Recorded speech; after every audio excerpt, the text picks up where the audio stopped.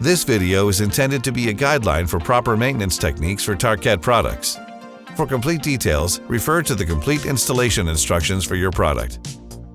The use of walk-off material similar to Tarkett abrasive action at entrances and transition areas can significantly reduce the amount of soil brought into the facility. A minimum of 12 linear feet of walk-off material can effectively trap 80% of soil tracked into a building.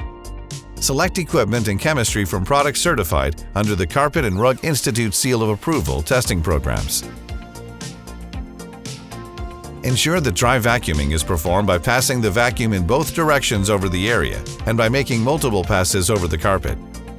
Prompt attention to spots will help ensure that ordinary spills don't become permanent stains. Most conventional spills can be easily treated and removed by applying Cyan 5, agitating gently and allowing to dry.